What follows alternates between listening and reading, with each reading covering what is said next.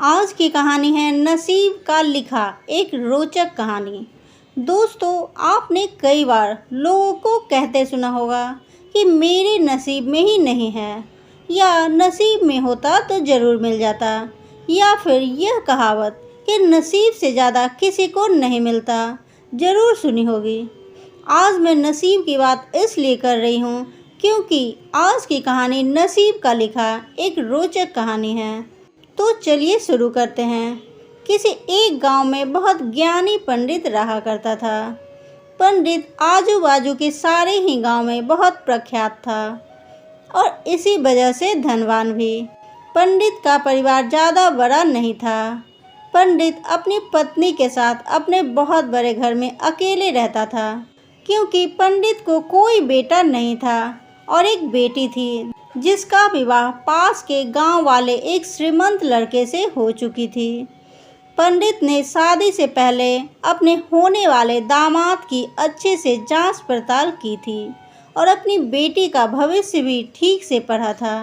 तब जाकर उसने बेटी की शादी की थी। लेकिन चंद सालों में ही पंडित का दामाद बुरी आदतों के चुंगल में फंस गया। जुआ और शराब की बुरी लत ने उन्हें सड़क पर लाकर रख दिया था। अपनी बेटी की ऐसी दुर्दशा देखकर पंडित की पत्नी काफ़ी दुखी होती थी और अक्सर पंडित को कहा करती थी, तुम जाकर उनकी मदद कराओ। पंडित हमेशा अपनी बीवी को यह कहकर उनकी मदद करने के लिए मना कर देता था कि अभी कुछ समय तक उनका बुरा वक्त चलना है। हम चाहे कितनी भी कोशिश कर लें, जो उनके नसीब में नहीं है वो उन्हें नहीं मिल पाएगा। पंडित की ऐसी बातों से उसकी पत्नी काफ़ी दुखी हो जाया करती थी और मन ही मन सोचती थी, कैसा स्वार्थी पिता है, अपनी बेटी को इतने कष्टों में देखकर भी उसकी मदद करने के लिए मना करता है। आखिर भगवान ने जो इतना सारा धन धान्य दिया है उसका क्या करेंगे? हमें कोई और औलाद भी तो नहीं है, ले देकर यही एक बेटी है और उसके लिए भी कुछ नहीं करेंगे तो किसके लिए करेंगे? पंडित ऐसा नहीं सोचता था। ऐसा नहीं है कि पंडित अपनी पुत्री से प्रेम नहीं करता था, लेकिन उसने अपनी पुत्री की कुंडली इतने अच्छे से पढ़ी थी कि वह यह पहले से ही जानता था कि वह चाहे किसी भी लड़के से शादी करती, लेकिन उसके जीवन में यह समय आने ही वाला था और बिना इसे भुगते उसको छुटकारा नहीं मिलने वाला था। एक दिन खाने पीने के लिए भी मोहताज हो चुकी पंडित की बेटी और दामाद उसके घर आए। पंडित ने और उसकी बीवी ने दोनों का खूब आदर सत्कार किया और खूब अच्छा खाना खिलाया। बेटी और दामाद की पंडित से सहायता मांगने की हिम्मत ना हुई, इसलिए वह बिना बोले ही वापस अपने घर लौटने लगे। लेकिन माँ तो माँ होती है। पंडिताइन से रहा नहीं गया और बिना पंडित की इजाज़त के उसने चोरी छिपे बूंदी के लड्डू बनाकर उसमें सोने के सिक्के रख दिए और बेटी और दामाद को दे दिए, ताकि बेटी और दामाद की कुछ आर्थिक सहायता हो सके। पंडिताइन यह भी जान गई थी कि बेटी और दामाद शर्म के मारे उनसे मदद नहीं मांग रहे थे, इसलिए उसने बेटी और दामाद को भी लड्डुओं में छिपे सिक्के के बारे में कुछ नहीं बताया। जाहिर सी बात है कि जब वे लोग घर पर जाकर लड्डू खाएंगे तो उन्हें उसमें सोने के सिक्के मिल जाएंगे। इस तरह बिना उनके मांगे ही उन तक मदद पहुंच जाएगी। सोचकर पंडिताइन मन ही मन अपनी बेटी की मदद करने के लिए खुश होने लगी। पंडित के दामाद और बेटी उन दोनों का आशीर्वाद लेकर अपने घर के तरफ रवाना हो गए। उन दिनों गाड़ियां तो नहीं होती थी, घोड़ा गाड़ी या बैलगाड़ी चलती थी। पैसे ना होते तो और चीज़ों की लेन देन से भी व्यवहार होता था। बेटी और दामाद का गांव पंडित के घर से कोसों दूर था, फिर भी पैसों की कमी के चलते वह चलकर अपने गांव की तरफ निकल पड़े।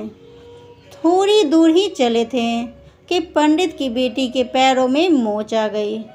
पंडित के दामाद ने जब देखा कि उसकी बीवी अब बिल्कुल भी चलने में सक्षम नहीं है, तो उसने एक टांगा अपने घर तक किराए पर ले लिया।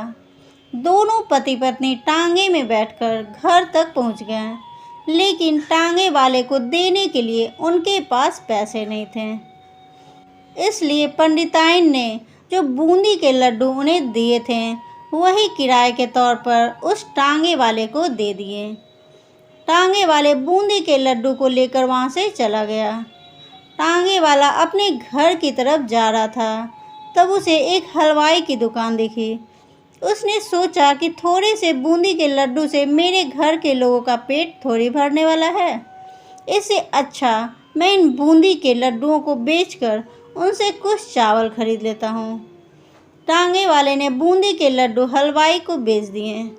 जिस गांव में वह हलवाई रहता था उसी गांव में एक आदमी ने अपने घर पर पूजा रखी थी और उसी पंडित को उस पूजा के लिए बुलवाया था।